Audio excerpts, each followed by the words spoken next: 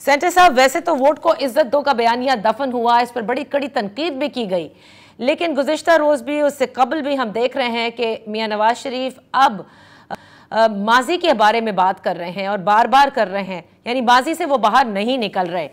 कल भी उन्होंने ये कहा कि न सिर्फ उनको लाने वाले बल्कि न वो खुद बल्कि वो जो उनको लाए उनको भी पूछना चाहिए, और इस तरह की उन्होंने तमाम तर बातें की कि जो उनके साथ साजिश हुई। तो क्या हम ये समझें कि इलेक्शन के बाद अगर पाकिस्तान मुस्लिम लीग नून हुकूमत में आती है, मियां नवाज शरीफ हुकूमत में आते हैं, तो वो फिर एक मरतबा एहतसाब की बात करेंगे जनरल बाजवा और जनरल फैज़ के खिलाफ? बिस्मिल्लाहिर्रहमानिर्रहीम। शुक्रिया नादिया बीबी। अच्छा देखिए, गुजारिश ये कि नवाज शरीफ साहब ने कोई नई बात नहीं कही। नवाज शरीफ साहब 3 दफ़ा इस मुल्क के वज़ीर आज़म रहे और उन्होंने मुख्तलिफ उनके मुशाहिदात हैं और उन्होंने उसी कॉन्टेक्स्ट में ये बात की। बुनियादी तौर पर नवाज शरीफ साहब का जो नैरेटिव है वो ये है कि हर इदारा जो है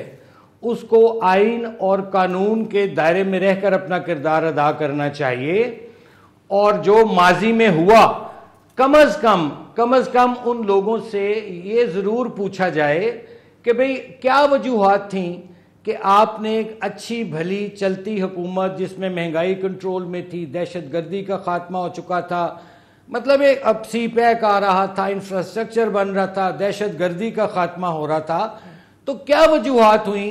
कि एक झूठे केस में नवाज शरीफ और उसकी फैमिली को एक अजियत से गुजारा गया, और नतीजा क्या निकला कि जी बेटे से तनख्वाह न लेने में एक elected prime minister 3rd time को चलता किया गया। तो वो नवाज शरीफ साहब का मकसद ये है। बताएं आप पहले कंप्लीट कर लीजिए, क्योंकि आपने एक बात कही डॉक्टर साहब कि उनसे पूछा जाए, तो मतलब उनसे कौन पूछेगा, मेरा तो सवाल ये है।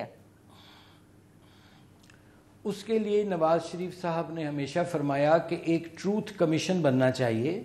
जिसमें कोई किसी को सजा देने का या किसी का एहतसाब न किया जाए, सिर्फ लोग उसमें बताएं कि हाँ भाई हमारे से ये गलतियां हुई,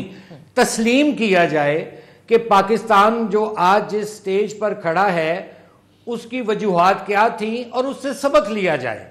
नवाज शरीफ साहब की इस वक्त पूरी तवज्जो जो है वो मैं समझता हूं कि 2 चीज़ों पर है। एक तो यानी 2 चैलेंजेस हैं उनके, एक तो मईशत की बहाली,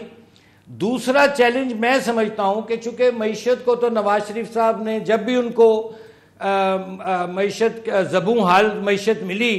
उनका रिकॉर्ड है, उन्होंने मईशत को मुस्तहकम किया, लेकिन एक बहुत बड़ा और चैलेंज अब आन खड़ा हुआ है नवाज शरीफ साहब के सामने और दीगर जमातों के सामने भी, और वो ये है कि जहां पिछले 5 साल में खुसूसन और पिछले 2011 से जिस तरह इस मुल्क की इखलाकियात को तबाह किया गया है, उस इखलाकियात को भी पटड़ी पर वापस लाना भी नवाज शरीफ साहब के लिए एक टास्क और चैलेंज है।